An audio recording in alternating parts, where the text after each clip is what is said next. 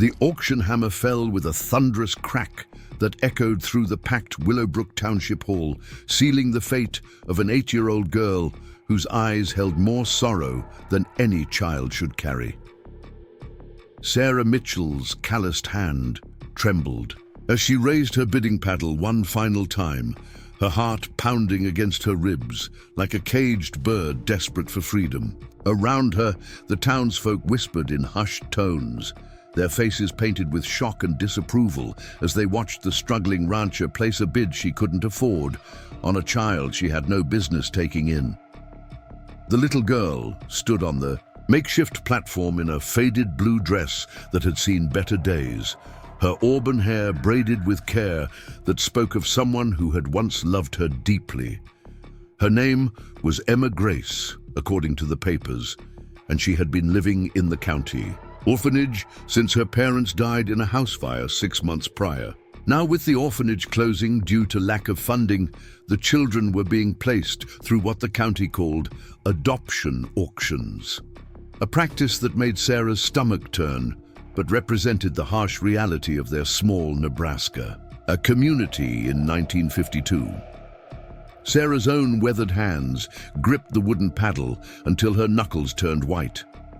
She had come to the auction with the intention of bidding on livestock equipment, not a child. Her ranch was failing. The bank was breathing down her neck, and she could barely keep herself fed, let alone take responsibility for another human being.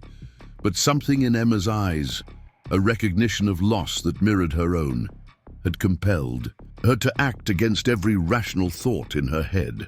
The auctioneer's voice boomed across the hall, calling for final bids. Margaret Collins, the town's wealthiest widow, sat in the front row with her arms crossed, having dropped out of the bidding when it reached $50. She had made it clear to anyone who would listen that she believed orphan children should be sent to larger cities where proper families could care for them, not left to struggle with people who could barely manage their own affairs. Before we jump back in, tell us where you're tuning in from, and if this story touches you, make sure you're subscribed, because tomorrow I've saved something extra special for you. Sarah Mitchell had never imagined her life would come to this moment, standing in a crowded auction house, bidding on a child with money she didn't have, while her own world crumbled around her like autumn leaves. 3 years had passed since her husband Tom died in a farming accident, leaving her alone to manage their sprawling cattle ranch in the rolling hills of Willowbrook County. What had once been a thriving operation with healthy livestock and fertile pastures had slowly deteriorated into a daily struggle for survival. The morning had started like any other, with Sarah rising before dawn to tend to the few remaining. In cattle that hadn't been sold to pay mounting debts, her hands, once soft and feminine, now bore the permanent stains of hard labor, calluses from mending fences, scars from handling barbed wire, and the deep lines that came from squinting against the Nebraska sun day after day. She had dressed in her cleanest pair of work pants and a button-down shirt that had belonged to Tom, its sleeves rolled up to accommodate her smaller frame. The Mitchell Ranch had been in Tom's family for 3 generations, a sprawling property of nearly 500 acres that stretched from the main road to the creek that wound through the back pastures. The farmhouse, built by Tom's grandfather in 1898, sat on a small rise overlooking the barn and outbuildings, its white paint now faded and peeling from years of harsh weather. The wraparound porch where Sarah used to sit with Tom in the evenings, planning their future and dreaming of the children they hoped to raise, now served as a stark reminder of dreams that would never be fulfilled. When Tom was alive, the ranch had been profitable enough to support them comfortably. They had planned to expand the herd, maybe add some crop farming to diversify their income, and eventually build a larger house where they could raise the family they both wanted. Tom had been a natural with cattle, understanding their needs and behaviors in a way that seemed almost mystical to Sarah. He could calm a spooked bull with a gentle word and spot illness in the herd days before symptoms became obvious to anyone else. But Sarah had married Tom for love, not for his ranching skills. And when he died, she discovered just how much of the operation's success had depended on knowledge she didn't possess. The first year after his death, she had managed to keep things, running through sheer determination and the help of neighbors who took pity on the young widow. But as seasons passed and her inexperience showed in decreased calf survival rates, poor pasture management, and a dozen other small failures that added up to significant losses, the ranch's financial situation became increasingly desperate. Jake Morrison from the First National Bank had been patient at first, extending payment deadlines and offering words of encouragement about her situation improving. But patience had limits, and after 2 years of missed payments and broken promises, his visits to the ranch had taken on a different tone. The most recent conversation just a week prior had been painfully direct.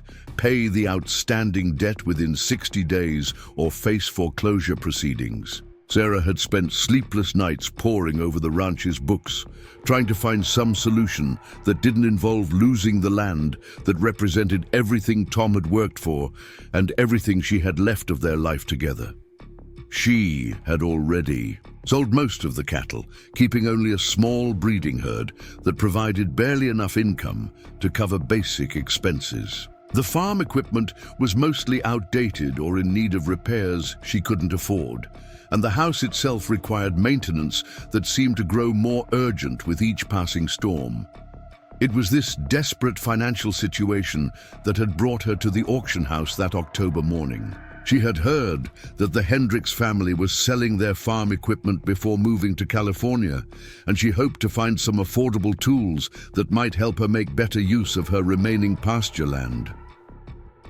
The auction was being held in the same venue where the county conducted its monthly livestock sales, a large wooden building with high ceilings and rows of folding chairs that faced a raised platform. Sarah had arrived early, studying the catalogue of items to be sold and calculating in her head which pieces of equipment she might be able to afford. Her budget was impossibly tight. She had managed to scrape together $87 from her dwindling savings account, money that represented nearly everything she had left in the world. She sat in the back row, hoping to avoid the curious stares and whispered conversations that seemed to follow her wherever she went in town these days. The people of Willowbrook had been kind enough in the immediate aftermath of Tom's death, bringing casseroles and offering words of comfort during those first difficult months. But as time passed and her struggles became more apparent, their sympathy had gradually shifted to something that felt more like pity mixed with judgment. She could sense their conversations about her situation, the speculation about when she would finally admit defeat and sell the ranch to someone who could properly manage it. Margaret Collins, in particular, had made no secret of her opinion that Sarah should accept reality and move on with her life. The widow of Willowbrook's former bank president, Margaret, had inherited considerable wealth and used her position in the community to influence local affairs, according to her own rigid ideas about propriety and practicality. She had approached Sarah several times with offers to help her find suitable employment in town, suggestions that always came with the clear implication that continuing to struggle with the ranch was both foolish and unseemly for a woman in her position. Preparing and narrating this story took us a lot of time, so if you are enjoying it, subscribe to our channel. It means a lot to us. Now back to the story. The auction began with farm equipment as scheduled, and Sarah watched nervously as item after item sold for prices well beyond her meager budget. The good pieces went to established farmers who bid with confidence, while the items she might have been able to afford were either too damaged to be useful or too specialized for her needs. As the morning progressed, she began to realize that her trip to the auction would likely be fruitless, another reminder of her inability to solve the problems that seemed to multiply with each passing day. Then the auctioneer announced a change in the program. Due to the unexpected closure of the county orphanage, several children who had been residents there needed immediate placement. The county had arranged for an adoption auction to be held. As part of the day's proceedings, with approved families able to bid on the responsibility of caring for each child. It was an arrangement that made Sarah's stomach clench with discomfort, but one that reflected the harsh economic realities of their rural community, where resources were limited and options were few.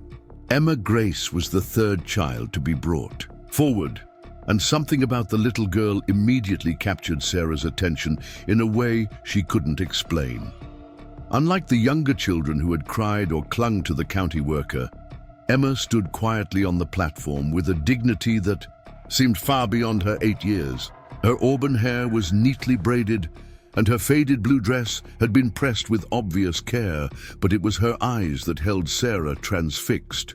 Dark brown eyes that reflected a depth of loss and understanding that no child should possess. The auctioneer read from the paperwork in his hand, explaining that Emma's parents had died in a house fire the previous spring, leaving her with no known relatives willing to take responsibility for her care. She had been described by the orphanage staff as intelligent, well-behaved, and helpful with younger children. She could read at a level advanced for her age and had shown aptitude for domestic skills like cooking and sewing. The bidding would start at $25, representing the county's assessment of the monthly cost of her care. Sarah found herself studying Emma's face as the bidding began, noting the way the child's expression remained carefully neutral despite the humiliation of her situation. There was something in Emma's posture, a quiet strength that reminded Sarah of herself in the months after Tom's death, when she had been forced to present a brave face to the world while everything inside her was falling apart. The recognition was instantaneous and profound. This child understood loss in a way that most adults never would, and something in Sarah's heart responded to that shared experience of grief. The bidding progressed slowly, with several families showing initial interest before dropping out as the price climbed.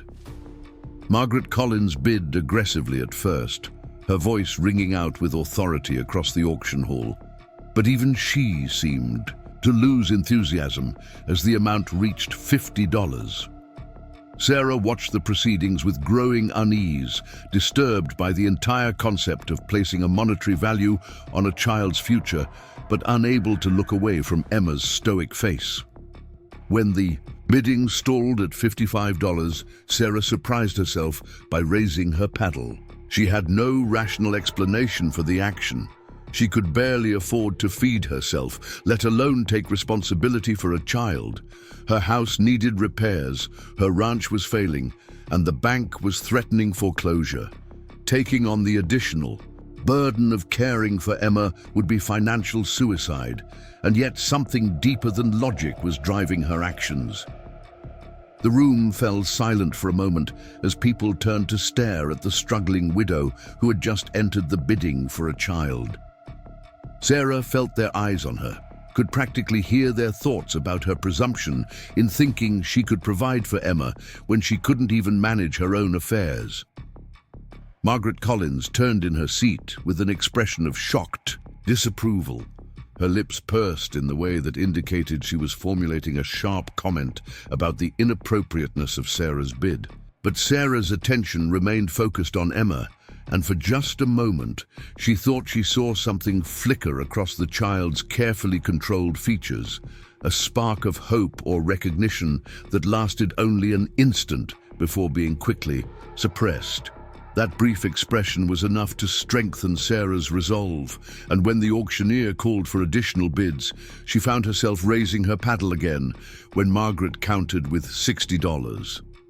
The bidding continued, escalating beyond any amount Sarah could realistically afford, but she continued to participate with a determination that surprised even her. Somewhere in the back of her mind, she knew she was making a terrible mistake, that taking on responsibility for Emma would likely hasten the loss of her ranch and leave them both in an even more desperate situation. But the rational part of Her brain seemed to have been overruled by something more powerful, an instinct that told her this child belonged with her, that they were meant to face their struggles together rather than separately. When Margaret Collins finally dropped out of the bidding at $78, shaking her head in disgust at what she clearly considered a waste of money, Sarah found herself alone in competition with Harold Brennan, a farmer from the next county who had been quietly bidding throughout the process. Harold was a decent man with a reputation for fairness, but Sarah knew almost nothing about his family situation or his reasons for wanting to adopt Emma. The final moments of the auction seemed to stretch endlessly, with the auctioneer calling for bids, while Sarah calculated and recalculated whether she could possibly manage the $80 commitment that would be required to outbid Harold. It would mean using nearly every dollar she had saved, leaving her with almost nothing to fall back on if unexpected expenses arose. It would mean accepting that she was choosing to take responsibility for Emma's future, despite having no clear plan for securing her own. But as she looked at Emma standing on the platform with that same quiet dignity, Sarah realized that some decisions couldn't be made based on practical considerations alone. Sometimes life required leaps of faith that defied logic, and sometimes the right choice was the one that felt impossible but necessary. When Harold bid $79, Sarah took a deep breath and raised her paddle one final time, her voice surprisingly steady as she called out her bid of $80. The auction hammer fell with finality, and suddenly Sarah found herself committed to caring for a child she had never spoken to, using money she couldn't afford to spend, while facing a future that had become even more uncertain than it had been that morning. But as she walked forward to complete the paperwork and meet Emma properly for the first time, she felt something she hadn't experienced in the 3 years since Tom's death, a sense of purpose that went beyond mere survival, and the beginning of hope that perhaps her story wasn't ending, but simply beginning a new chapter that she couldn't yet imagine. Sarah's hands shook as she signed the adoption papers, her thoughts drifting back to the woman she had been before loss carved hollows in her heart, and desperation lined her face with premature worry. Just 5 years earlier, she had been Sarah Brennan, a school teacher in the one-room Prairie View schoolhouse, beloved by her students and respected throughout Willowbrook County for her gentle manner and innovative teaching methods. Her days had been filled with the laughter of children, the satisfaction of watching young minds discover the magic of reading, and the quiet contentment that came from knowing her place in the world. The transformation from Sarah Brennan to Sarah Mitchell had begun on a crisp autumn day in 1947 when Tom Mitchell first walked into her classroom. He had come to discuss his younger sister's progress in arithmetic, but Sarah remembered being struck by his genuine concern for the girl's education and his respectful manner of speaking. Tom was different from the other young men in town who seemed to view school teachers as temporary fixtures, women marking time until marriage freed them from the burden of employment. Tom had seen teaching as Sarah's calling, not her consolation prize. During their courtship, he would ask detailed questions about her students' progress and listen with genuine interest as she described her methods for helping struggling readers, or her plans for expanding the school's small library. He had even helped her organize fundraising events to purchase new textbooks and supplies, understanding that education was as vital to the community's future as good harvests and healthy livestock. Their wedding in the spring of 1948 had been the social event of the season, held in St. Mary's Church with half the county in attendance. Sarah's mother had sewn her dress by hand, a creation of ivory silk and delicate lace that had taken months to complete.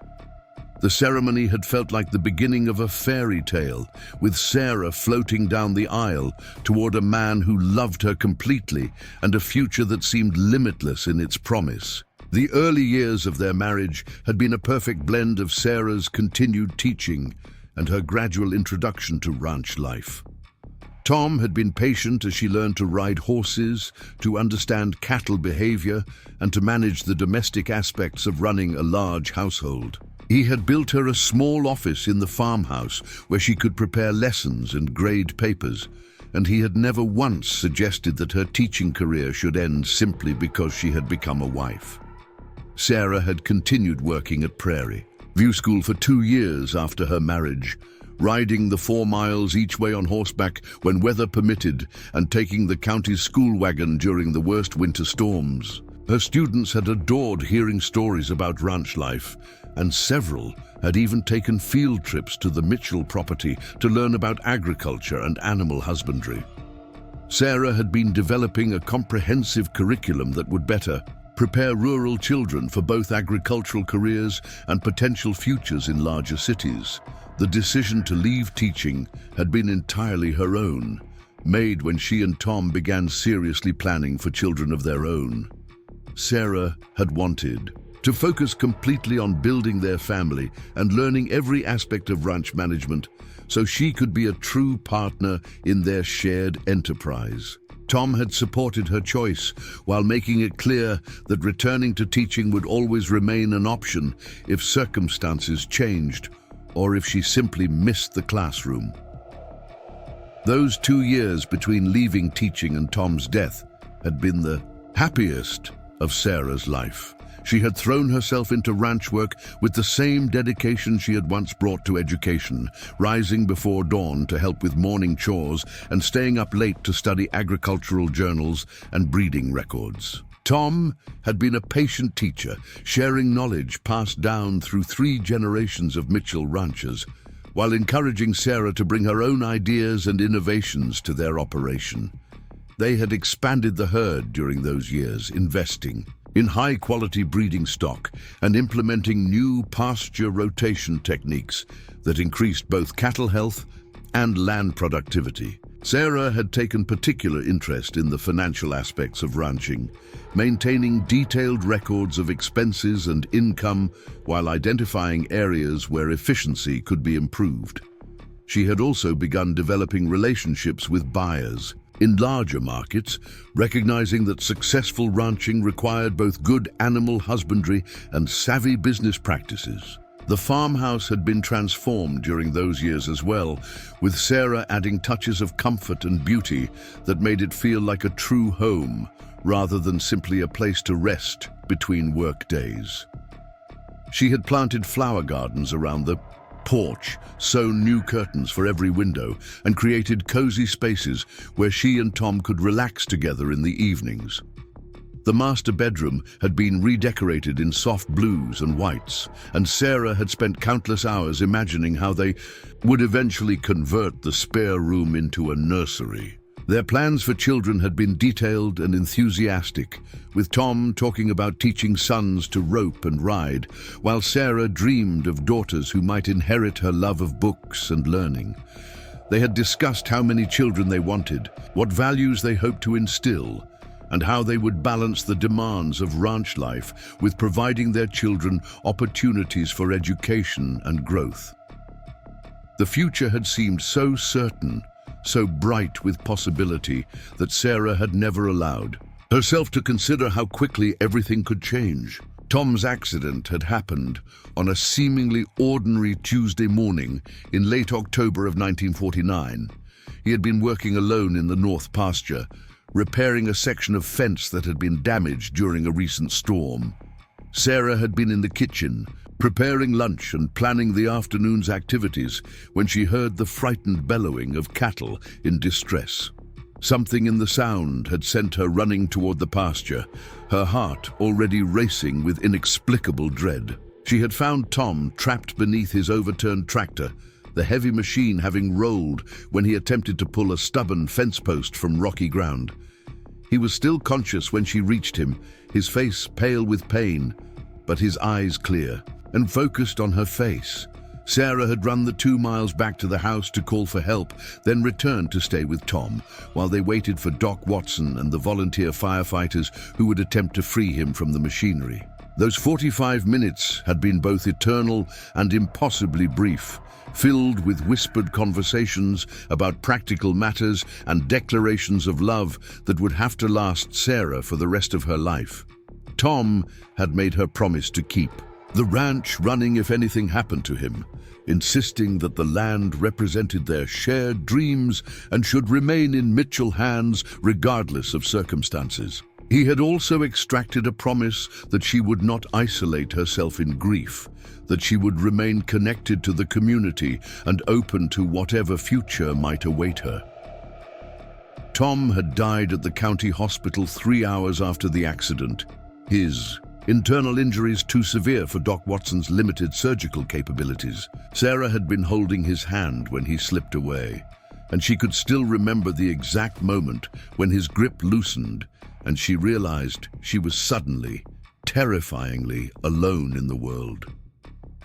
The funeral had been a blur of condolences and casseroles, with the entire community turning out to honor a man who had been respected for his integrity, his skill as a rancher, and his devotion to his young wife. The months following Tom's death had been a crash course in independence and survival.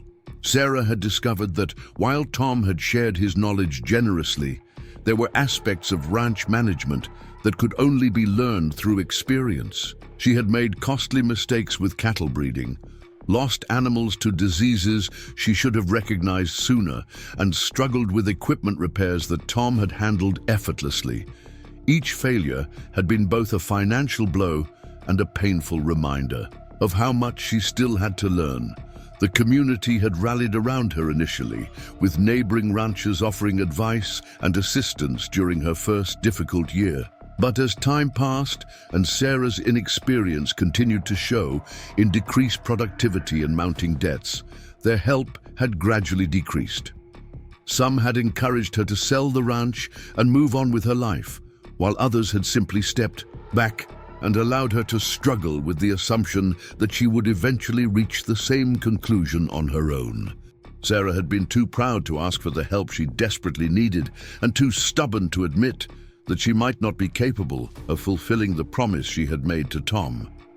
She had watched their carefully built prosperity slowly erode, selling cattle to pay bills and deferring maintenance that should have been addressed immediately. The ranch, that had once been a model of efficiency and profitability, had gradually transformed into a daily reminder of her inadequacy and isolation. By the time she found herself at the auction house that October morning, Sarah had begun to wonder if she had been foolish to think she could honor Tom's memory by maintaining something that required skills and knowledge she might never fully possess. The woman who had once commanded a classroom with confidence and authority had been replaced by someone who second-guessed every decision and felt constantly overwhelmed by responsibilities that seemed to grow larger with each passing season. Yet something about Emma's situation had awakened the teacher in Sarah. The woman who had once been skilled at recognizing potential in unlikely places and nurturing growth in challenging circumstances. Perhaps it was the recognition of shared loss, or maybe it was simply the instinct that had once made her excellent at her profession.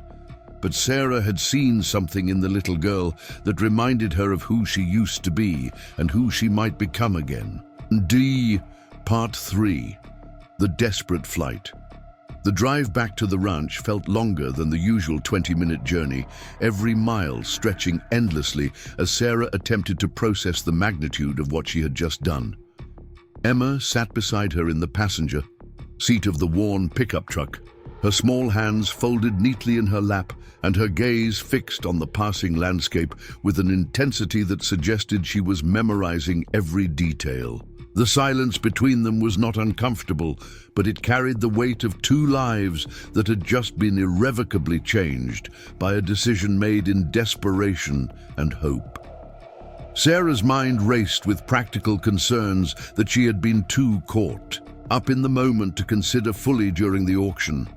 Where would Emma sleep tonight? The spare bedroom had been used for storage since Tom's death, filled with boxes of his belongings that Sarah had never found the courage to sort through. The room would need to be cleared and cleaned, and she would need to find bedding suitable for a child. Emma would require clothing beyond the single dress she wore, and Sarah had no idea what sizes to purchase or where the money for such necessities would come from. The financial reality of her decision struck her with fresh force as she calculated the immediate expenses involved in caring for Emma. Food costs would increase, and growing children needed regular meals that provided proper nutrition. There would be school supplies to purchase, clothing to replace as Emma grew, and countless small items that adults took for granted, but represented real expenses when resources were already stretched thin. Sarah had committed to spending her last $80 on the adoption fee, leaving her with less than $7 to her name and no clear plan for generating additional income. Emma's presence also meant that Sarah could no longer consider some of the more drastic cost-cutting measures she had been contemplating. She had been prepared to let the electricity be disconnected if necessary, or to survive on the most minimal diet possible, but such sacrifices would be unthinkable with a child depending on her. Emma deserved stability and comfort, not the uncertainty and deprivation that had characterized Sarah's life since Tom's death. As they turned onto the gravel road that led to the Mitchell Ranch, Sarah caught Emma's first glimpse of her new home, reflected in the child's expression. The farmhouse looked even more worn and shabby than usual, its peeling paint and sagging porch steps clearly visible in the afternoon sunlight. The barn needed new roofing, the fences required repairs that Sarah had been postponing due to lack of funds, and the overall impression was of a property in decline rather than a thriving agricultural operation. Sarah felt a flush of shame as she saw the ranch through Emma's eyes, wondering what the child must think of her new circumstances. The county orphanage had been institutional and impersonal, but it had been clean and well maintained. Emma was probably accustomed to regular meals, clean clothes, and a structured environment where adults handled all the complicated decisions about daily life. Now, she would be living with a woman who could barely manage her own affairs, in a house that reflected years of deferred maintenance and financial stress. The pickup truck's engine coughed and sputtered as Sarah parked near the back door, another reminder of the mechanical problems she had been ignoring because she couldn't afford to have them fixed. She turned off the ignition and sat for a moment, gathering courage for the conversation she needed to have with Emma about their situation. The child deserved honesty about what she could and couldn't expect from their arrangement, but Sarah struggled to find words that would be truthful without being frightening. Emma spoke first, her voice quiet but clear in the truck's sudden silence. "This is where you live?" she asked, and Sarah was relieved to hear curiosity rather than disappointment in the question. "Yes," Sarah replied, opening her door and stepping out onto the packed dirt of the farmyard. "It's not much to look at right now, but it's home. It was my husband's family ranch, and now it's ours." The word ours felt strange on her tongue, but also surprisingly natural, as if some part of her had already begun thinking of Emma as family rather than responsibility. Emma climbed down from the truck with careful precision, smoothing her dress and looking around the farmyard with the same intense attention she had given the passing countryside.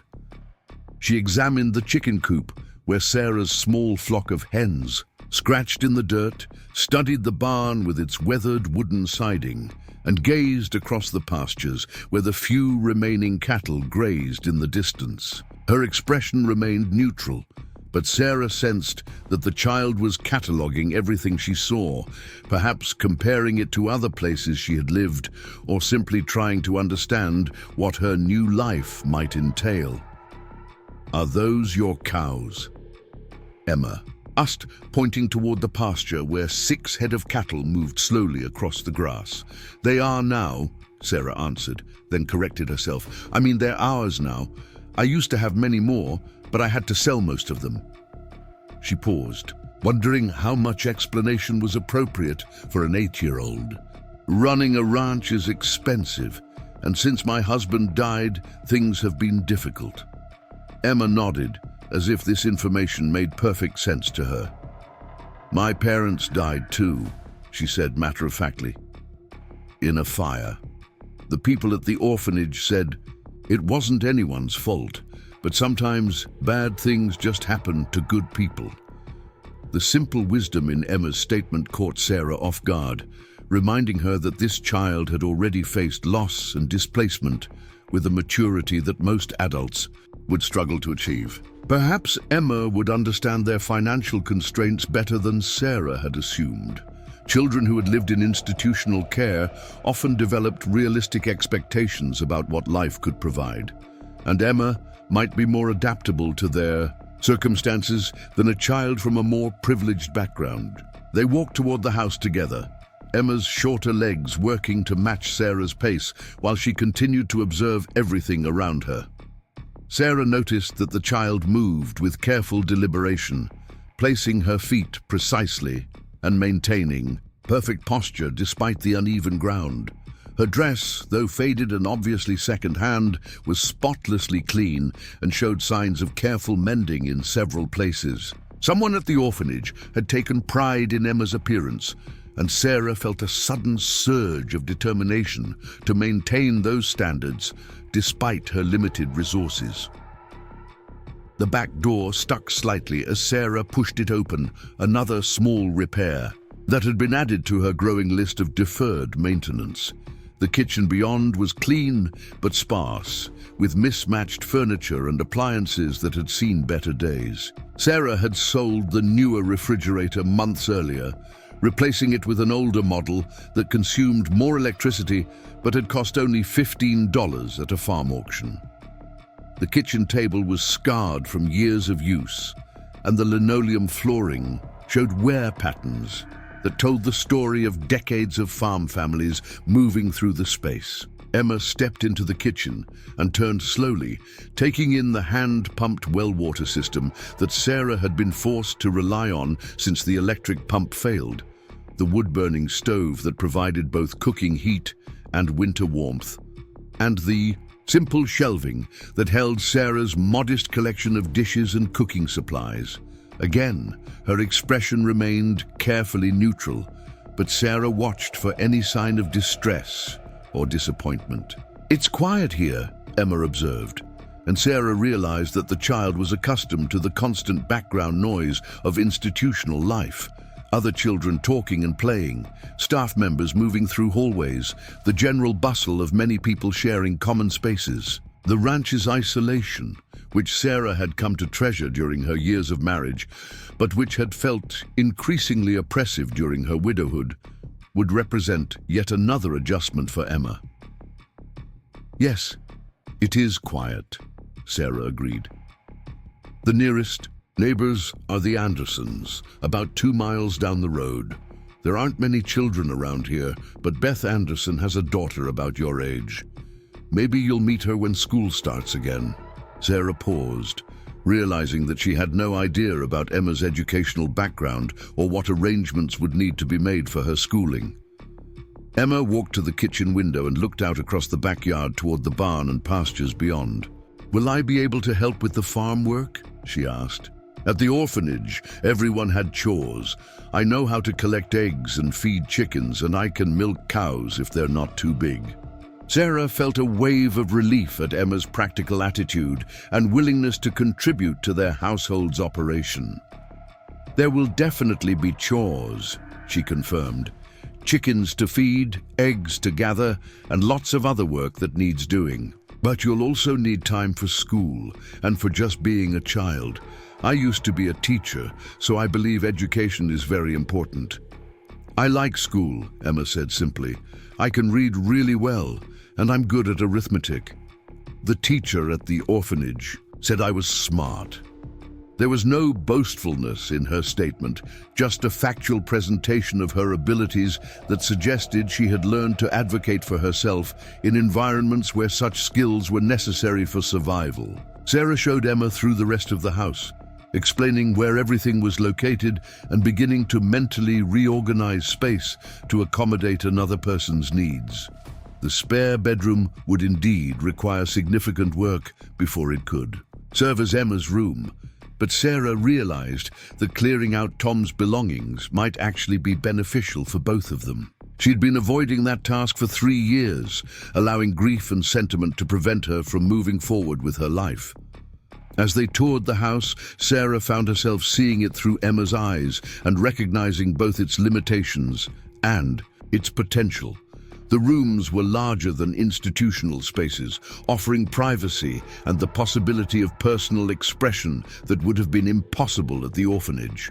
The house was structurally sound despite its cosmetic problems, and many of the needed improvements could be accomplished with time and effort rather than money she didn't have. When they returned to the kitchen, Sarah began planning their evening meal while Emma sat at the table and continued to ask thoughtful questions about ranch life.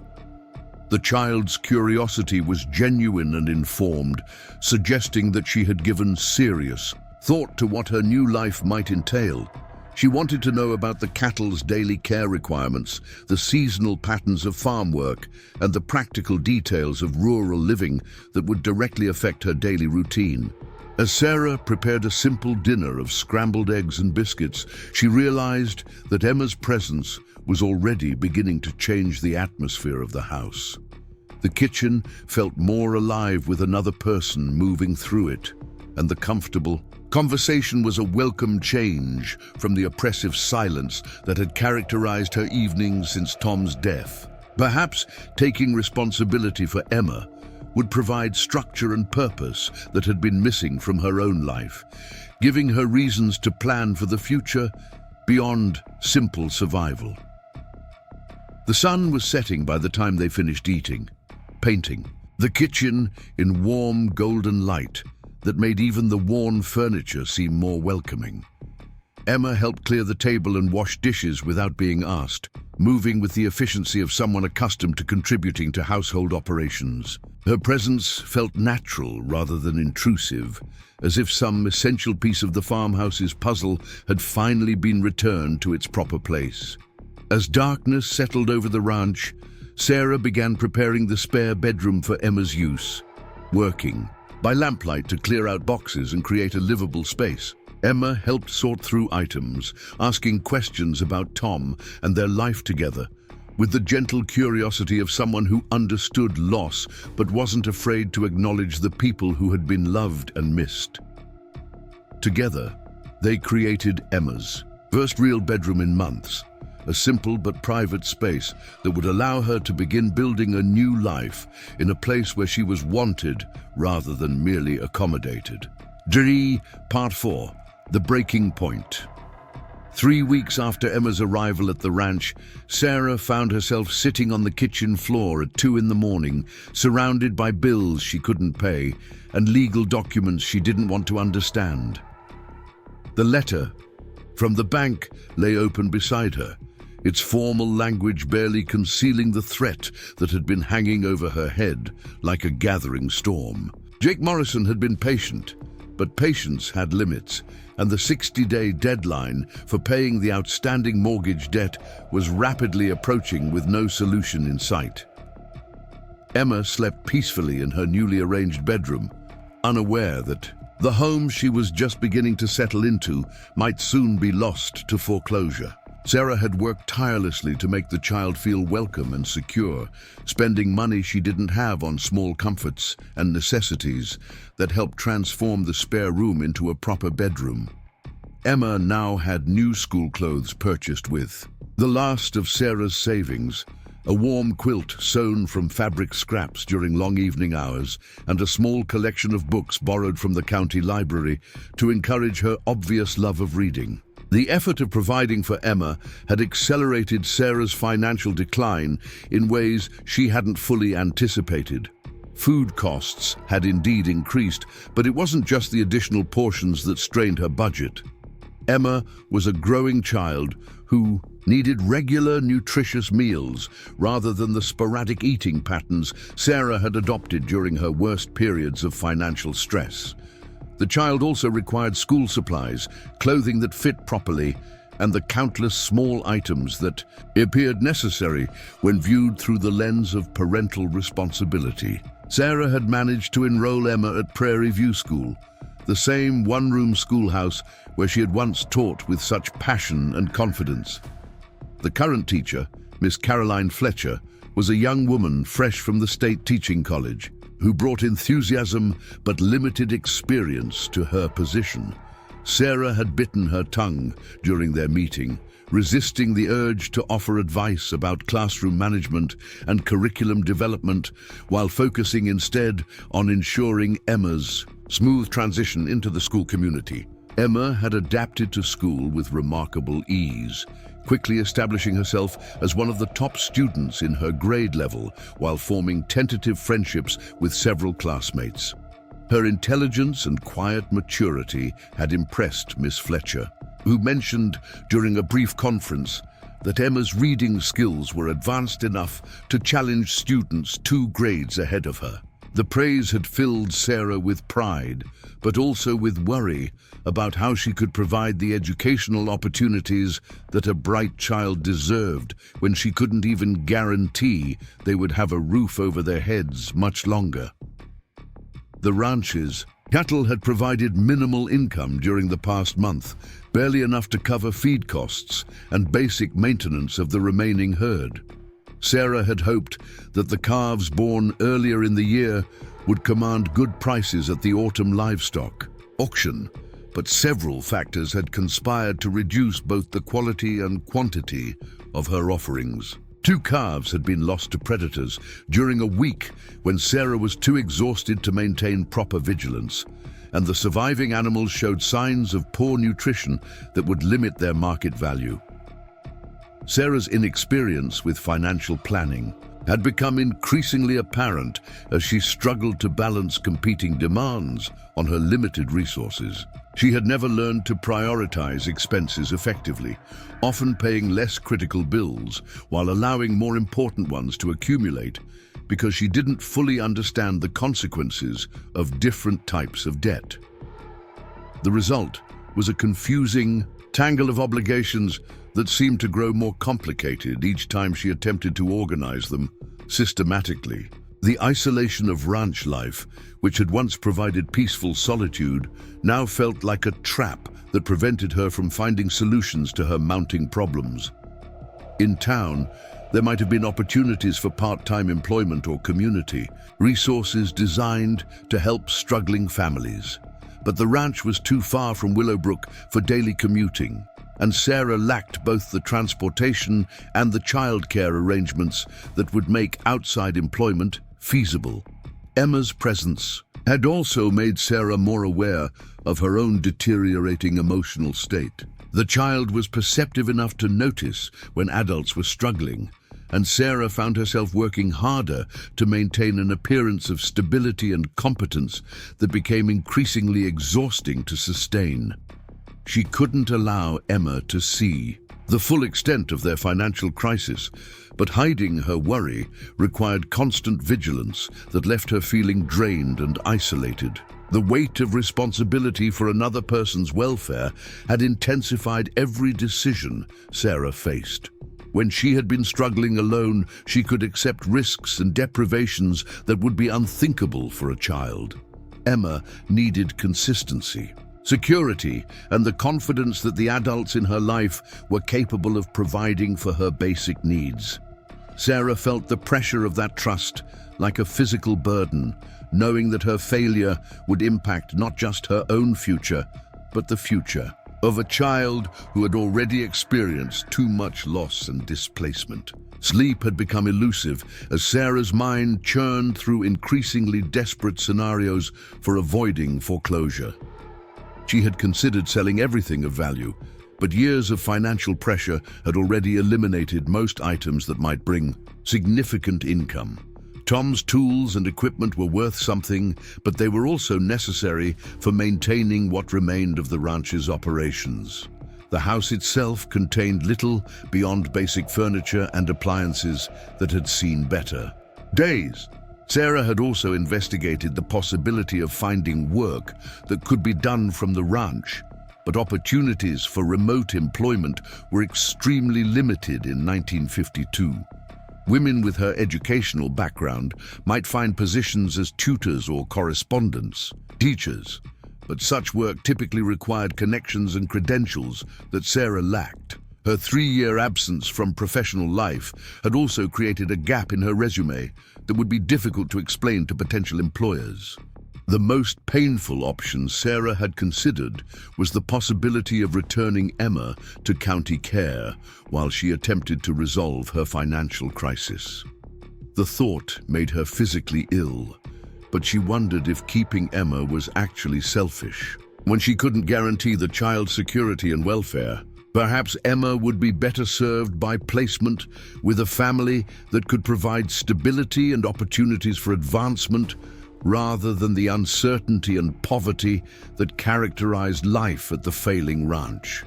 Yet, every time Sarah seriously considered this option, she remembered the dignity and resignation in Emma's eyes during the adoption auction. The child had already been abandoned too many times, and Sarah couldn't bear the thought of adding another betrayal to Emma's collection of disappointments. More than that, she had begun to realize that Emma's presence had given her life a purpose and meaning that had been missing since Tom's death. Caring for the child had reawakened maternal instincts and protective feelings that made Sarah more determined to fight for their shared future. The financial documents spread across the kitchen floor represented more than just numbers and deadlines. They symbolized Sarah's fear that she had been foolish to think she could create a stable home for Emma when she couldn't even maintain stability for herself. Every bill and legal notice was a reminder of her inadequacy, evidence that good intentions and determination might not be enough to overcome the practical challenges of their situation. As Sarah studied the bank's foreclosure warning for the 100th time, she found herself thinking about Tom and wondering what he would do if faced with such an impossible situation. Tom had been practical and resourceful, always able to find solutions to problems that seemed insurmountable to her. But Tom had also lived in a different world, one where his skills and knowledge were valued by the community, and where his gender provided automatic credibility in business dealings. Sarah was discovering that being a widow with a child created different challenges than being a widow alone. People in town had been willing to offer advice and assistance when she was simply a woman struggling to maintain her late husband's legacy. But taking responsibility for Emma had somehow shifted their perception of her situation, with some viewing her decision as evidence of poor judgment, while others seemed to think that caring for a child should somehow solve her financial problems. Through mysterious means, the clock on the kitchen wall chimed 3 times, reminding Sarah that she needed to get some rest before facing another day of impossible choices and mounting pressures. But sleep seemed unlikely when every sound outside could be the prelude to disaster. Every phone call might bring more bad news, and every day brought them closer to the deadline that would determine whether they could remain together in the only home Emma had known since leaving the orphanage. Sarah gathered the bills and documents into a neat pile, as if organizing them might somehow make their contents less threatening. Tomorrow, she would need to contact Jake Morrison and attempt to negotiate another extension, though she had no new information to offer that might change his assessment of her situation. She would also need to maintain her cheerful facade around Emma, continuing to provide the security and stability that every child deserved while her own world crumbled around her.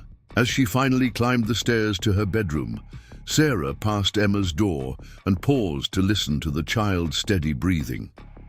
Emma slept soundly, trusting that the adults in her life would handle the complicated problems while she focused on the simple business of being 8 years old. That trust felt both precious and terrifying, a responsibility that gave Sarah's life meaning while simultaneously threatening to crush her under its weight. The moonlight streaming through her bedroom window illuminated the framed photograph. of Tom that still sat on her dresser, his confident smile a reminder of happier times when problems had solutions and the future held promise rather than threat. Sarah wondered if she was honoring Tom's memory by fighting to keep the ranch, or if she was simply too stubborn to admit that some battles couldn't be won through determination alone.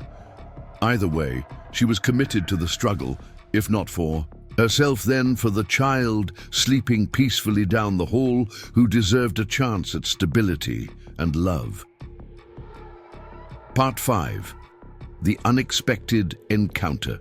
The autumn morning dawned crisp and clear, with frost coating the pasture grass like scattered diamonds, and the first hints of winter hanging in the air. Sarah stood at the kitchen window, watching Emma walk carefully down the gravel road toward the spot where the school bus would collect her for another day at Prairie View School. The child moved with purpose and determination, her small figure bundled in a coat that Sarah had altered to fit properly, carrying the lunch pail they had packed together the night before. Emma's adaptation to rural school life had been one of the few bright spots in Sarah's increasingly difficult situation. Miss Fletcher reported that the child was not only academically gifted, but also helpful with younger students and respectful toward authority. Emma had made friends with Beth Anderson's daughter Lucy, and the two girls often spent the bus ride to school reading together or sharing stories about their respective home lives. Sarah finished her morning coffee and prepared to begin another day of ranch chores, each task now carrying the added weight of urgency as the bank's deadline approached with terrifying speed. She had managed to negotiate a 2-week extension with Jake Morrison, but only by promising to present a concrete plan for addressing her debt within that brief time frame. The problem was that she still had no realistic plan, just a growing sense of desperation that colored every decision and interaction. The sound of an unfamiliar vehicle approaching the ranch house caused Sarah to look up from feeding the chickens, her heart automatically racing with the assumption that any unexpected visitor might be bringing bad news. A well-maintained pickup truck was making its way up the gravel drive, moving slowly as if the driver was taking time to observe the property carefully. Sarah wiped her hands on her work apron and walked toward the house, trying to prepare herself for whatever new crisis might be arriving at her doorstep.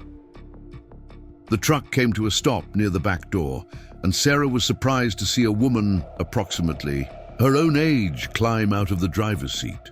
The stranger was dressed in practical work clothes, but carried herself with an air of confidence and competence that suggested she was accustomed to handling difficult situations. Her graying hair was pulled back in a simple style, and her weathered hands indicated someone familiar with physical labor. But her eyes held a warmth and intelligence that immediately put Sarah at ease. "Mrs. Mitchell?" the woman asked, extending her hand in greeting. "My name is Ruth Caldwell. I hope you don't mind me stopping by unannounced, but I heard about your situation and wanted to see if there might be some way I could help." Sarah shook Ruth's hand cautiously, wondering what exactly the woman had heard and from whom.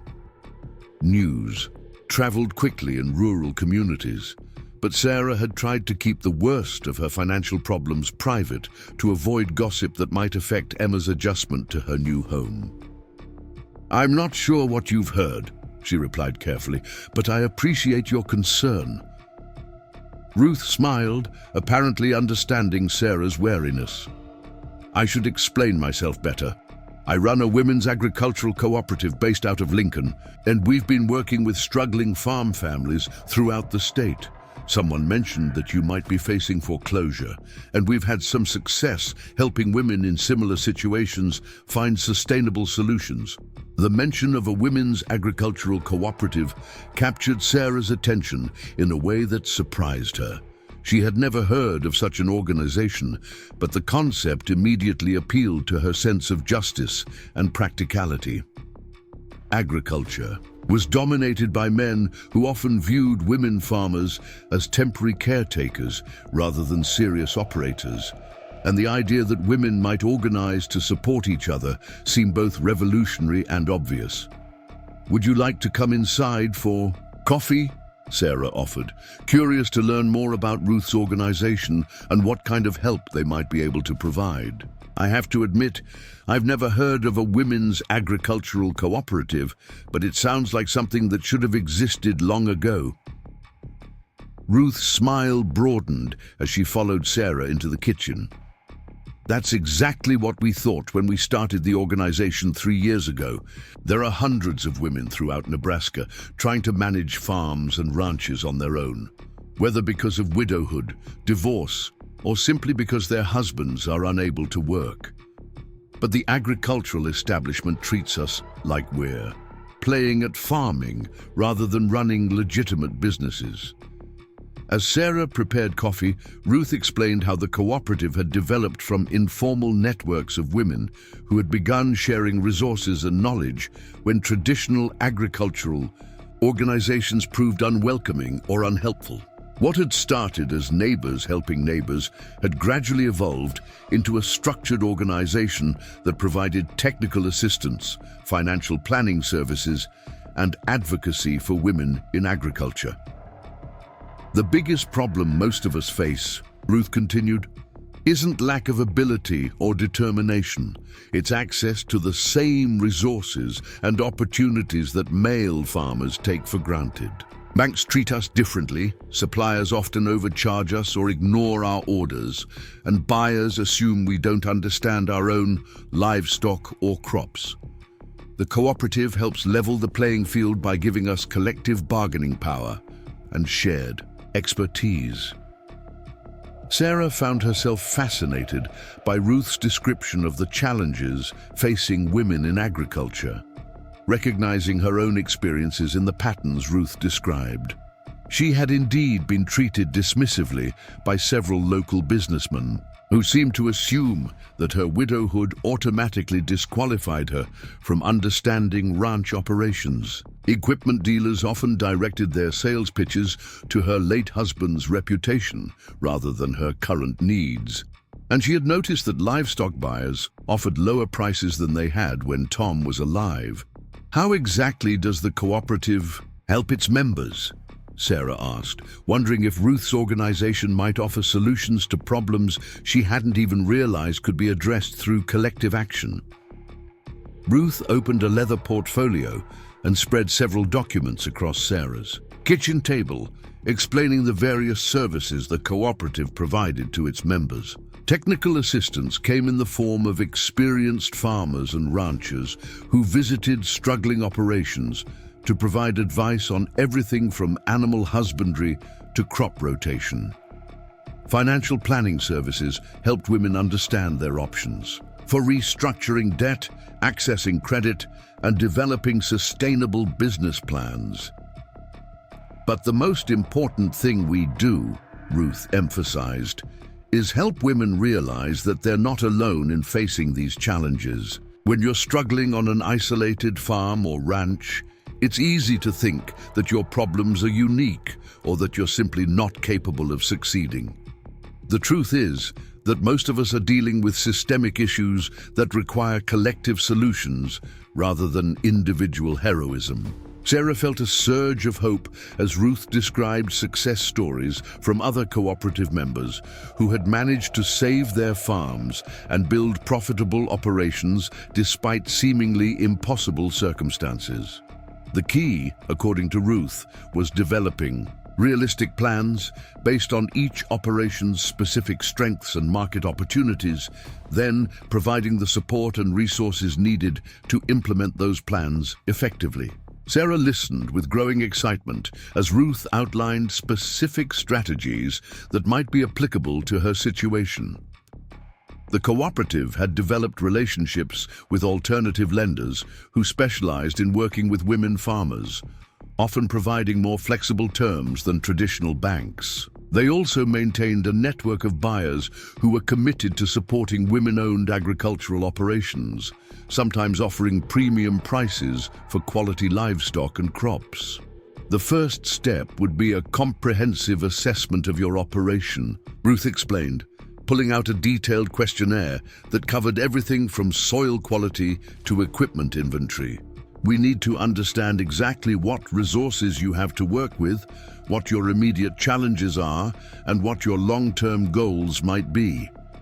Then we can develop a realistic plan for moving forward.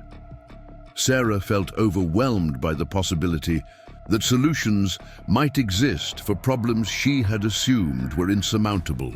The cooperative's approach seemed practical and achievable based on real-world experience rather than theoretical concepts. More importantly, Ruth spoke with the authority of someone who had faced similar challenges and found ways to overcome them through determination and mutual support. "There is one thing I should mention," Sarah said hesitantly, wondering how Ruth would react to learning about Emma's presence in her household. "I recently adopted a young girl from the county orphanage. I'm not sure if that changes anything about my eligibility for assistance, but I want to be completely honest about my situation." Ruth's expression softened with understanding rather than concern. "That actually makes me even more committed to helping you succeed," she said warmly. "Too many children in this state are growing up without the stability and security they deserve because their caregivers lack access to adequate resources. The cooperative has helped several single mothers maintain their farms while providing excellent homes for their children." The relief Sarah felt at Ruth's acceptance was profound, like a weight being lifted from her shoulders after months of carrying it alone. She had grown accustomed to being judged for her decision to adopt Emma, with many people viewing it as evidence of poor judgment rather than an act of love and responsibility. Ruth's immediate understanding suggested that the cooperative attracted women who valued compassion and community as much as agricultural success. Over the next hour, Ruth conducted an informal assessment of Sarah's ranch, walking through the pastures and examining the cattle with the practiced eye of someone who understood livestock evaluation. She asked detailed questions about Sarah's breeding program, feed costs, and marketing strategies, taking notes on a small pad that she carried in her jacket pocket. Her observations were professional but not judgmental, focusing on identifying opportunities for improvement rather than cataloging failures. "Your basic infrastructure is sound," Ruth concluded as they returned to the house. "The pastures need some work, and your herd is smaller than optimal for efficient operation, but those are problems that can be solved with proper planning and modest investment. The real issue is developing a sustainable business model that takes advantage of your strengths while addressing your current limitations." Sarah felt encouraged by Ruth's assessment, which was far more optimistic than she had dared hope. She had become so focused on her daily struggles that she had lost sight of the ranch's fundamental assets and potential for recovery. Ruth's outside perspective revealed possibilities that Sarah's discouragement and isolation had prevented her from recognizing. Ruth opened her portfolio again and withdrew a contract that formalized membership in the Women's Agricultural Cooperative. The terms were surprisingly modest, requiring only a small monthly fee and a commitment to participate in group activities designed to benefit all members. In exchange, Sarah would gain access to technical assistance, financial planning services, marketing support, and the collective bargaining power of an organization that represented hundreds of women farmers throughout the state. "I should warn you that joining the cooperative requires real commitment," Ruth explained seriously. "We expect our members to be actively involved in supporting each other, not just passive recipients of assistance. You'll be asked to share your knowledge and experience with other women facing similar challenges, and you'll need to be willing to try new approaches that might seem unconventional." Sarah signed the membership contract without hesitation, feeling more hopeful about her future than she had since Tom's death. The cooperative represented everything she had been lacking during her years of struggle: professional support, practical resources, and connection to a community of women who understood her challenges because they had faced similar obstacles themselves. Ruth's next suggestion was both exciting and terrifying in its implications.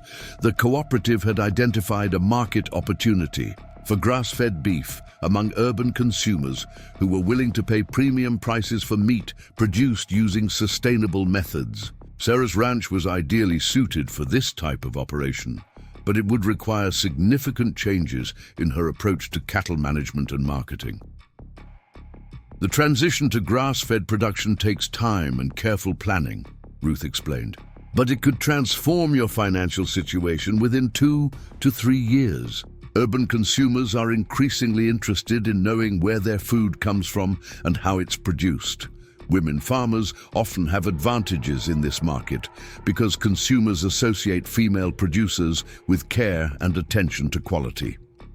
The grass-fed beef market would require Sarah to learn new techniques for pasture management, develop relationships with specialty processors, and market directly to consumers rather than selling through traditional livestock auctions. It represented a complete restructuring of her operation, but also an opportunity to build something uniquely her own rather than simply maintaining what Tom had established.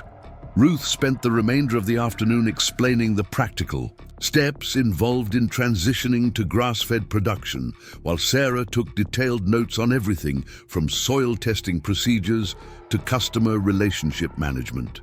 The conversation was technical and demanding, requiring Sarah to think like a businesswoman rather than someone simply trying to survive from day to day. As the school bus arrived to bring Emma home, Sarah felt grateful that the child would witness this conversation about planning and possibility rather than another discussion of bills and deadlines. Emma's presence during Ruth's visit would send an important message about stability and forward thinking, demonstrating that adults could work together to solve problems rather than simply enduring them. Emma entered the kitchen with her usual quiet dignity, greeting Ruth politely and listening with obvious interest as the women discussed their plans for improving the ranch's profitability. The child asked thoughtful questions about grass-fed cattle and sustainable farming methods, displaying the same intellectual curiosity that had impressed her teachers at Prairie View School. Ruth was clearly charmed by Emma's intelligence and maturity, engaging her in conversation about agricultural topics with the same seriousness she had shown towards Sarah. She explained how different farming methods affected soil health and animal welfare, describing the connections between agricultural practices and environmental stewardship in terms that an 8-year-old could understand and appreciate. Emma could be a real asset to your grass-fed operation, Ruth observed after your child had gone upstairs to change out of her school clothes. Children often have excellent instincts about animal behavior, and customers love seeing families working together on their farms. She could help with marketing by showing that your operation produces food that families feel good about serving to their own children. The suggestion that Emma might contribute to their operation's success rather than simply represent an additional burden was transformative for Sarah's thinking about their future together. She had been viewing the child's presence as a complicating factor that made every decision more difficult, but Ruth's perspective revealed ways that Emma's involvement might actually strengthen their chances of building a sustainable life together. As evening approached, Ruth prepared to leave, but promised to return within a week with detailed plans for implementing the changes they had discussed. She would bring technical specialists who could assess soil conditions and pasture quality, financial advisors who could help restructure Sarah's debt obligations, and marketing experts who could guide the transition to direct sales. The most important thing to remember, Ruth said as she gathered her papers and prepared to return to her truck, is that you're not trying to solve these problems alone anymore. The cooperative exists because women like us are stronger together. than we ever could be individually. Your success contributes to everyone's success, and everyone's success makes your own goals more achievable. Sarah watched Ruth drive away with a sense of anticipation that had been absent from her life for years. The conversation had revealed possibilities she hadn't imagined and resources she hadn't known existed. But more importantly, it had restored her confidence that she was capable of providing Emma with the stable, loving home every child deserved. That evening, as Sarah and Emma worked together to prepare dinner, the child mentioned that she had overheard parts of the conversation with Ruth and was excited about the possibility of helping with the ranch's new direction. Emma's enthusiasm was infectious, reminding Sarah that children often adapted more easily to change than adults, and that involving Emma in their plans might strengthen their bond while teaching valuable lessons about resilience and determination. The kitchen felt different that night, filled with energy and possibility rather than the desperate quiet that had characterized too many of their evening meals. Sarah found herself making plans that extended beyond simple survival, imagining improvements to the ranch that would benefit both their immediate needs and their long-term prosperity. For the first time since Tom's death, she could envision a future that included both stability and growth, security and adventure. As they finished cleaning up after dinner, Emma asked whether the changes Ruth had described would mean they could stay at the ranch permanently. The question revealed that the child had been as worried about their security as Sarah, despite efforts to shield her from the worst of their financial pressures. Sarah's answer was honest but hopeful, explaining that hard work would be required, but that they now had help and resources that hadn't been available before. The moon was rising over the pastures as Sarah tucked Emma into bed, and the child's last question before falling asleep was whether she would be able to help name the calves in their grass-fed herd. The simple question encapsulated everything Sarah had been fighting for: a future where Emma felt secure enough to make plans, confident enough to contribute, and loved enough to call the ranch home. Sarah spent the evening reviewing Ruth's materials and beginning to develop concrete plans for implementing the cooperative's recommendations. The work was challenging and sometimes overwhelming, but it felt purposeful in a way that her previous survival efforts had not. She was no longer simply trying to delay disaster. She was building something that could provide security and prosperity for years to come.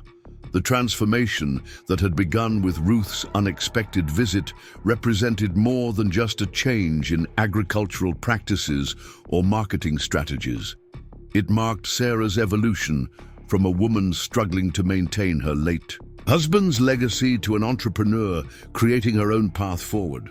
The difference was subtle but profound, shifting her identity from survivor to innovator, from someone enduring hardship to someone actively pursuing opportunity. As Sarah finally prepared for bed, she realized that Emma's presence in her life had been the catalyst for every positive change that was now beginning to unfold. Taking responsibility for the child had forced her to think beyond her own immediate needs, to consider possibilities rather than just problems, and to seek help rather than struggling in isolation. Emma's trust and dependence had given Sarah reasons to fight for their shared future that went deeper than pride or stubbornness. The ranch, that had felt like a burden just hours earlier, now seemed full of potential, its problems transformed into challenges that could be met with proper planning and support. Sarah fell asleep that night with her mind full of plans for pasture improvement, breeding programs, and marketing strategies, but also with images of Emma helping to care for calves and learning lessons about responsibility, persistence, and the satisfaction that came from meaningful work.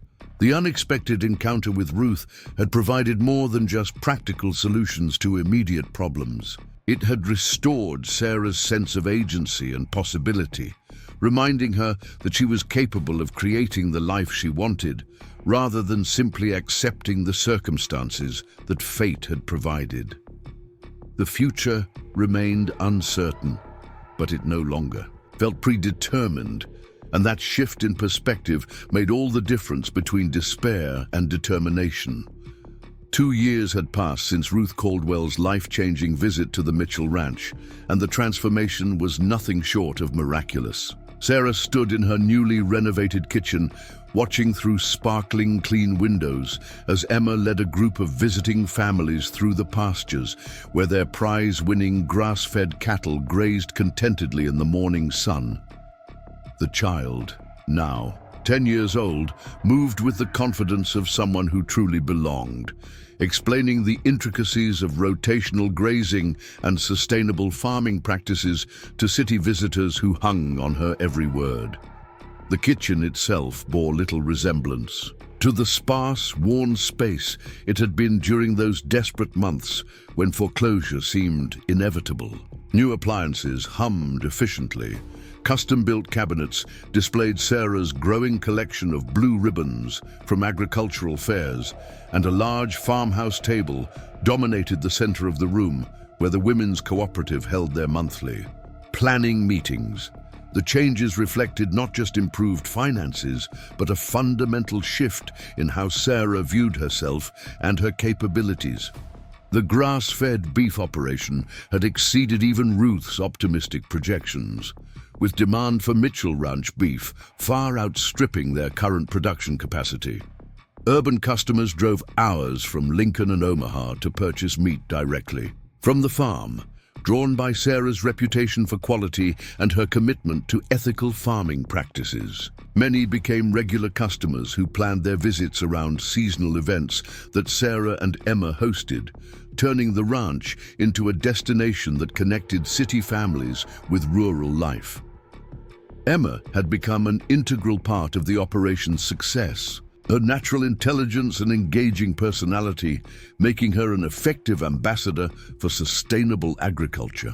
She maintained detailed records of each animal's health and breeding history, could explain the relationship between soil quality and meat flavor to curious visitors, and had developed her own small enterprise raising heritage breed chickens, whose eggs commanded premium prices at the farmers' market in Willowbrook. The financial transformation had been gradual but steady, built on careful planning and reinvestment rather than dramatic windfalls. Sarah had learned to think like a businesswoman, developing multiple revenue streams that included not only beef sales, but also agritourism, educational workshops, and consulting services for other women transitioning to sustainable farming practices. The ranch, that had once struggled to generate enough income for basic survival, now supported both their comfortable lifestyle and Sarah's growing contributions to the Women's Agricultural Cooperative. The old farmhouse had been restored to reflect both its historical character and modern functionality, with each room carefully updated to serve their family's evolving needs. Emma's bedroom featured built-in bookshelves that housed her expanding library, a desk where she completed her advanced correspondence courses, and windows that overlooked the pastures where she spent much of her free time. Sarah's own bedroom had been transformed into a peaceful retreat that honored Tom's memory while embracing her new identity as a successful entrepreneur and devoted mother. The most significant change, however, was visible in Sarah herself. The worried, desperate woman who had bid on an orphan child with money she couldn't afford had been replaced by someone who radiated competence and quiet confidence. Her hands, still calloused from physical labor, now moved with the assurance of expertise rather than desperate determination. Her eyes held the satisfaction of someone who had not only survived enormous challenges, but had transformed them into opportunities for growth and service to others. Emma's development during those 2 years had been equally remarkable. The quiet, dignified child who had stood on the auction platform had blossomed into a young person whose intelligence and maturity impressed everyone who met her. She excelled academically through correspondence courses that challenged her far beyond what the local school could provide, while also developing practical skills that would serve her throughout her life, regardless of what career path she eventually chose. The relationship between Sarah and Emma had evolved from desperate mutual need into genuine love and partnership. They worked together seamlessly, whether managing daily ranch operations or planning for future expansion.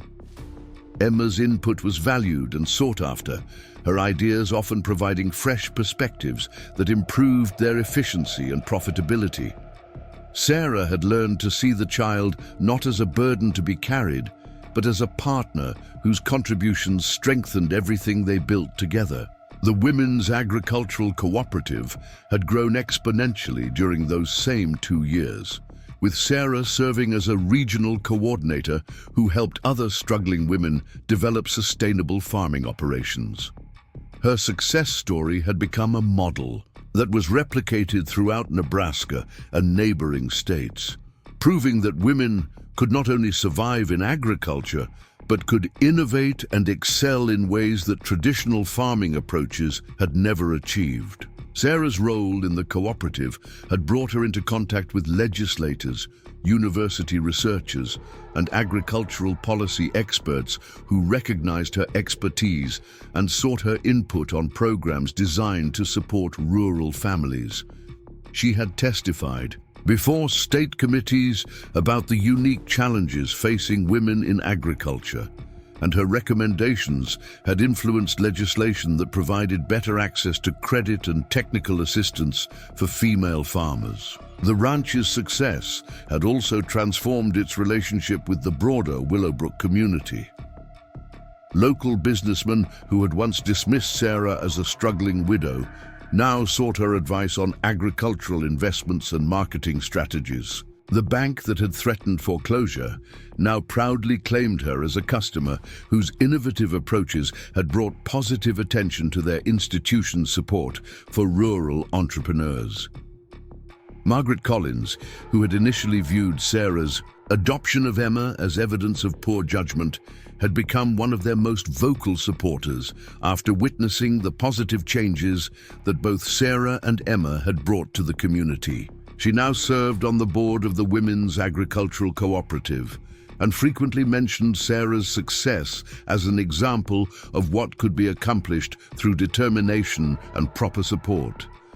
Emma's education had become a source of particular pride for Sarah, who had developed a curriculum that combined traditional academic subjects with practical applications related to agriculture and business.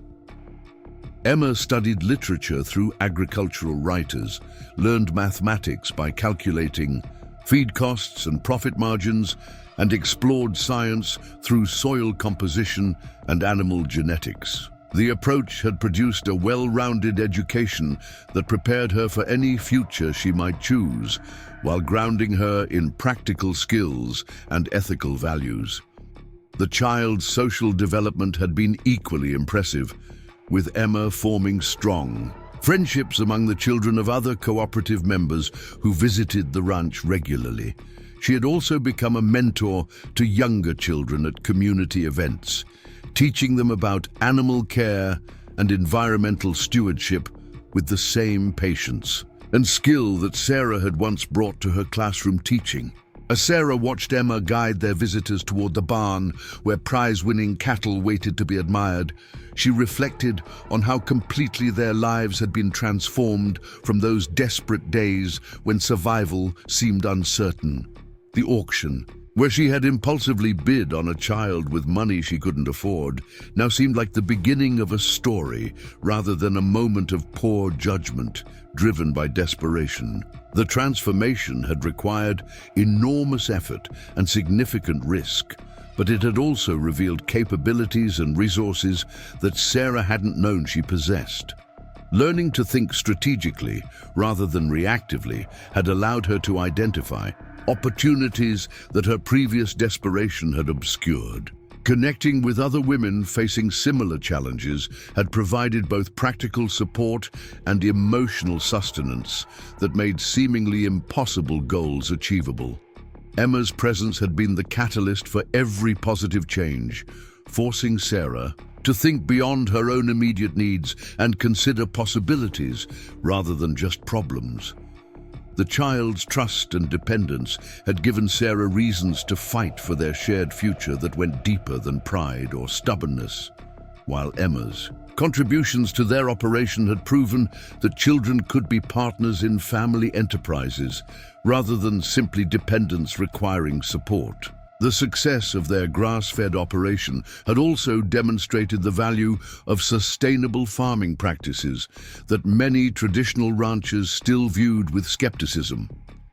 Sarah's commitment to environmental stewardship had initially been motivated by marketing considerations, but she had come to understand that ethical farming practices produced better results in terms of both animal welfare and long-term profitability.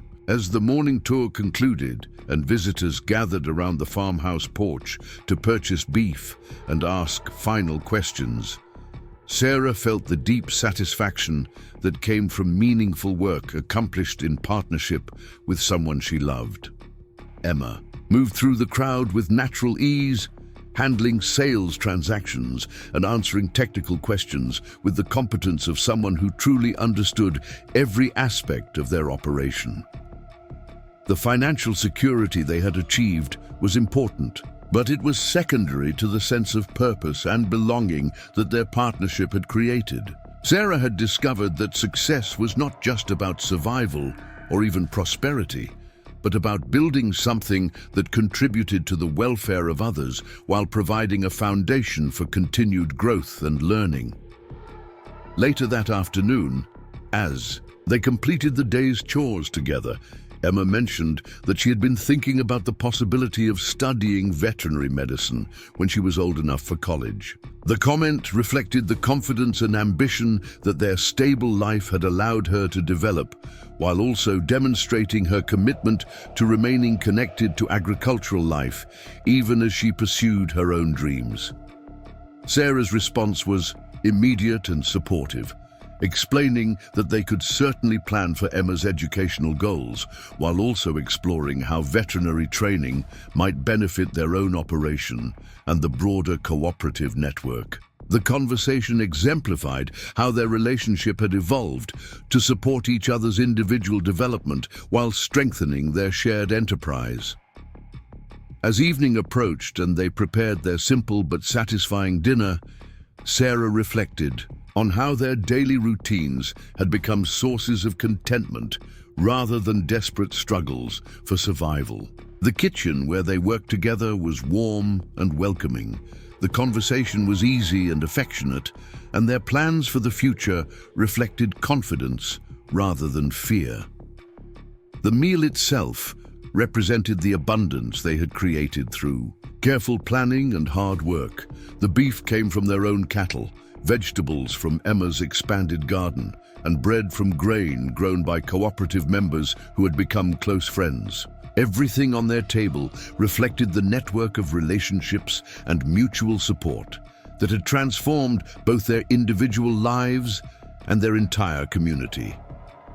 After dinner, they sat on the restored porch and watched the sunset paint the sky in brilliant colors, while their cattle moved slowly across pastures that now supported twice as many animals as they had during Tom's lifetime. The scene was peaceful but not static, representing security that had been earned through innovation and effort rather than simply inherited or maintained. Emma's questions about the evening's observations led to discussions about weather patterns, animal behavior, and the seasonal rhythms that governed their work and planning.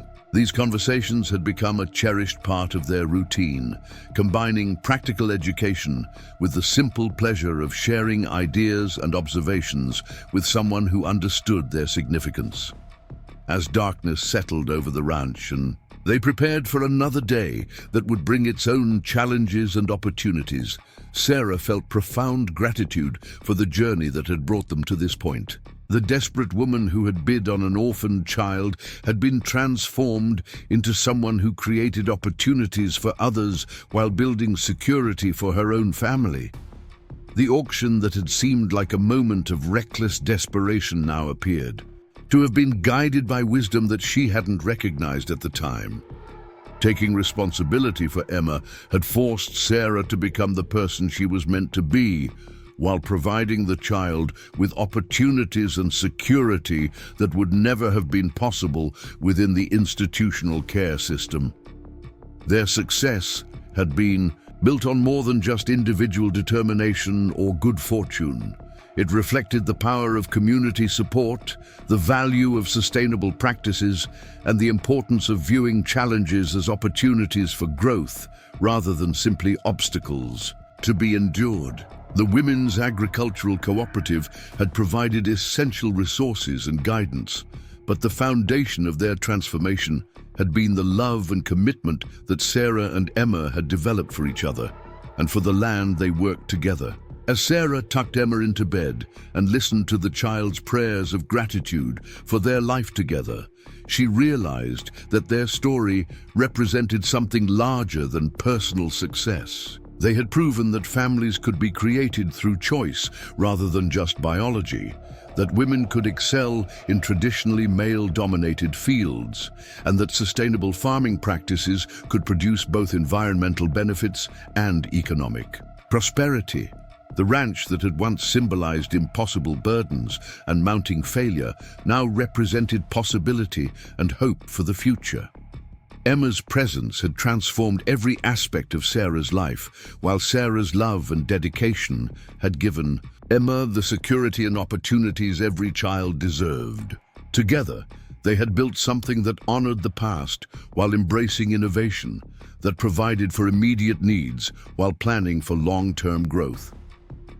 Their story had become an inspiration to other women throughout the region who faced similar challenges, proving that seemingly impossible situations could be transformed through determination, community support, and the willingness to embrace new approaches. The auction that had begun their journey together now seemed like destiny rather than desperation, the first step in a transformation that had blessed not only their own lives, but the lives of countless others who had been touched by their example and their willingness to share what they had learned. The moonlight streaming through Emma's bedroom window illuminated a child sleeping peacefully in her own bed, in her own home, surrounded by love and security that would provide the foundation for whatever dreams she chose to pursue. Sarah's final thought before sleep was a prayer of thanksgiving for the unexpected encounter that had saved them both and set them on a path toward a future filled with purpose, prosperity, and the deep satisfaction that came from meaningful work accomplished. In loving partnership, the school Christmas pageant was set to begin in 20 minutes, and Sarah found herself adjusting Emma's costume for the third time while trying to calm her own unexpected nervousness. Emma stood patiently in front of the small mirror in the church basement, her auburn hair crowned with a simple wreath of evergreen branches that Sarah had woven that morning. The white dress, carefully altered from one of Sarah's old teaching dresses, transformed the 10-year-old into an angel whose radiance seemed to come from within rather than from the costume itself. "You look perfect, sweetheart," Sarah murmured, smoothing a final wrinkle from the flowing fabric. "Are you nervous about your solo?" Emma shook her head with the quiet confidence that had become her trademark. "Miss Fletcher says I have a voice that carries hope," she replied, her dark eyes bright with anticipation. "I want everyone to hear it, especially the families who might need hope right now." Sarah's heart swelled with pride at Emma's words, recognizing the compassion and maturity that had developed in the child during their 2 years together. Emma's understanding of life's difficulties, born from her own experiences with loss and uncertainty, had blossomed into a genuine desire to comfort others facing similar struggles. The Christmas pageant solo was just one example of how Emma used her gifts to serve her community. The past 6 months had been a whirlwind of preparation and transformation as Sarah and Emma worked to implement the plans developed with Ruth, Caldwell's agricultural cooperative. The transition to grass-fed beef production required careful attention to pasture management, animal nutrition, and market development, but the early results exceeded their most optimistic projections. Their first direct sales to urban customers had generated enough income to make their mortgage payment, with money left over for essential improvements to the ranch infrastructure. More importantly, the work had given Sarah a sense of purpose and competence that she hadn't experienced since her teaching days. Each successful sale, each satisfied customer, and each improvement to their operation reinforced her growing confidence that she could provide Emma with the stable, loving home every child deserved. The ranch was no longer a burden inherited from Tom, but a business enterprise that reflected her own vision and capabilities. Emma had embraced her role in their agricultural venture with enthusiasm that amazed everyone who witnessed her knowledge and dedication.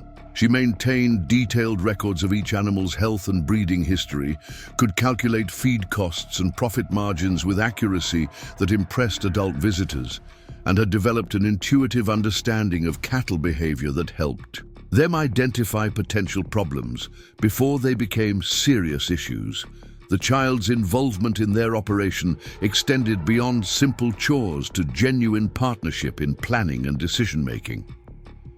When Sarah considered purchasing additional breeding stock, Emma's careful analysis of bloodlines and productivity records influenced the final selections. When they planned their marketing strategy for the coming year, Emma's suggestions about customer communication and seasonal promotions shaped their approach. The relationship between Sarah and Emma had evolved far beyond the desperate mutual dependence that had characterized their early months together. They had become a true family, bound not just by legal adoption papers, but by shared experiences, common goals, and deep affection that grew stronger with each passing day. Their evening conversations ranged from practical ranch management to Emma's dreams for her own future, always conducted with mutual respect and genuine interest in each other's thoughts and feelings. Sarah's involvement with the Women's Agricultural Cooperative had opened doors to opportunities she had never imagined possible. Her success story was featured in agricultural journals and women's magazines, bringing visitors from across the Midwest who wanted to learn about sustainable farming practices and the cooperative's support network. These visits provided additional income through consulting fees and direct sales, while also allowing Sarah to share knowledge that might help other struggling families. The recognition had led to invitations to speak at conferences and workshops, where Sarah found herself addressing audiences of hundreds of people about topics ranging from grass-fed beef production to the challenges facing women in agriculture. The former schoolteacher discovered that her classroom skills translated perfectly to adult education, and she began developing curriculum materials that could help other cooperative members implement similar transformations on their own operations. Emma often accompanied Sarah to these speaking engagements, serving as living proof that children could thrive in agricultural environments while contributing meaningfully to family enterprises. Her poise and articulate responses to questions impressed audiences and reinforced Sarah's message that farming could provide excellent opportunities for raising confident, capable young people. The financial transformation of their situation had been gradual but steady, built on careful planning and reinvestment rather than dramatic windfalls. Sarah had learned to think strategically about resource allocation, understanding that every dollar spent on improvements to their operation should generate returns that justified the investment. The ranch that had once struggled to generate enough income for basic survival now supported their comfortable lifestyle while funding expansion.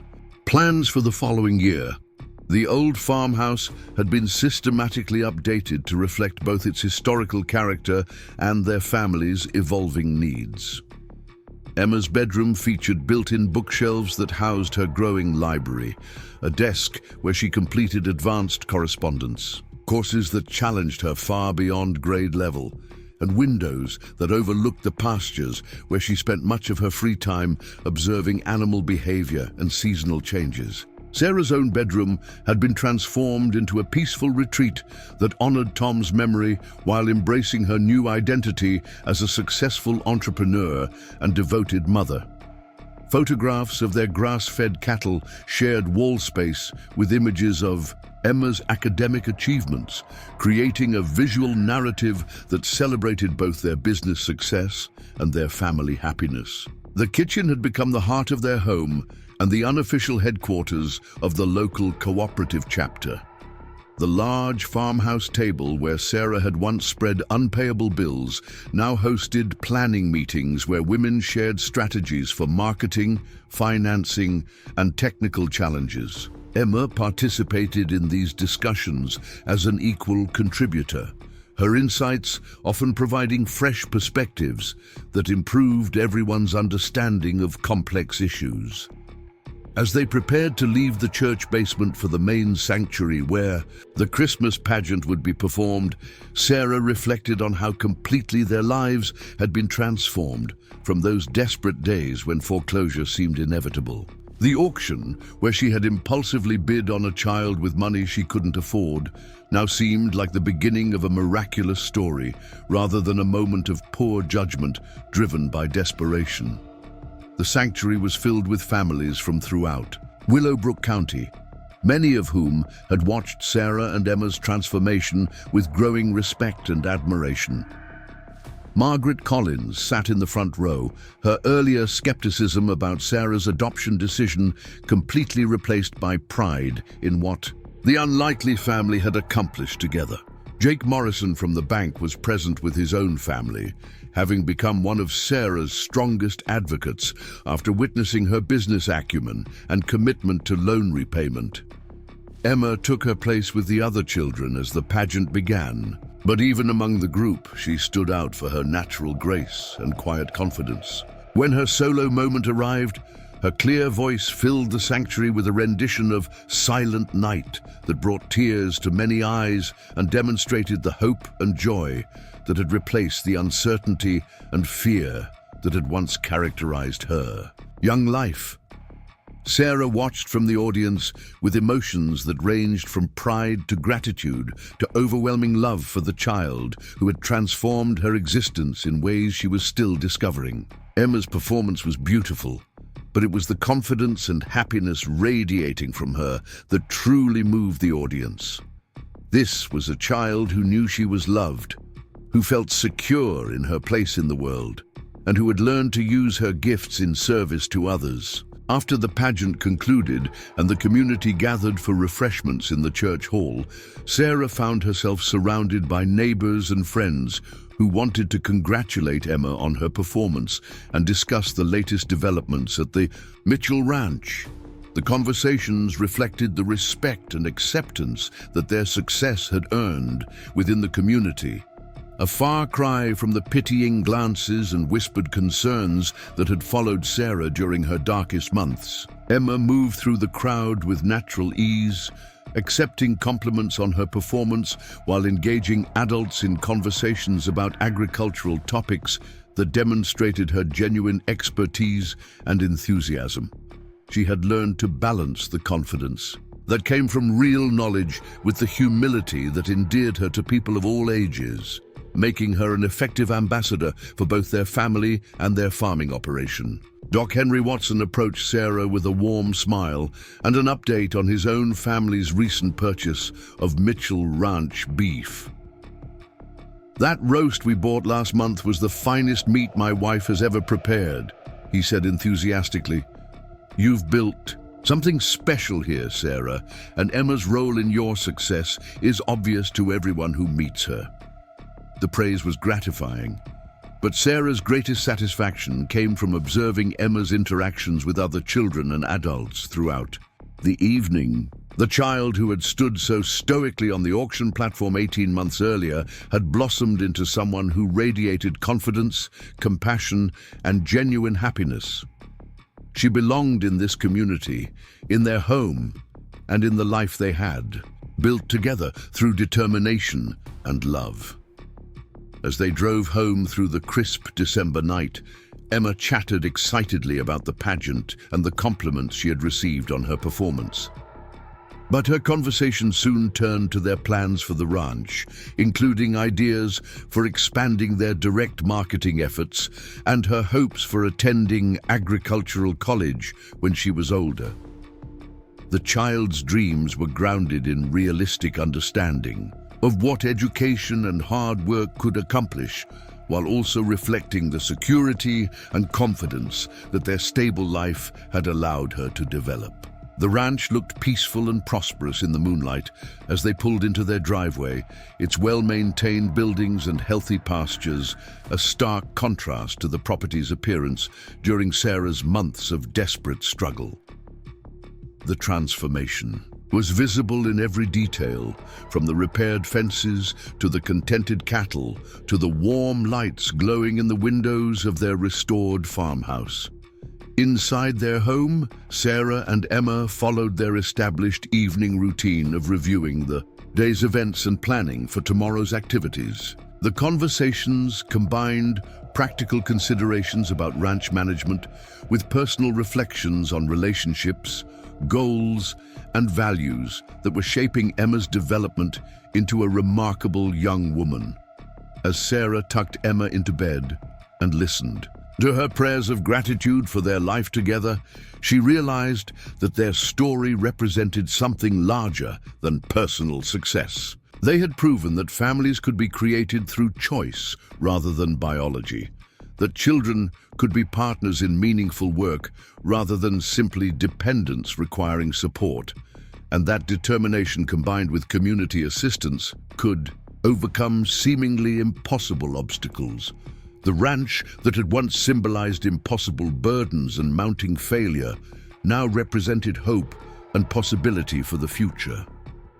Emma's presence had transformed every aspect of Sarah's life, while Sarah's love and dedication had given Emma the security and opportunities every child deserved.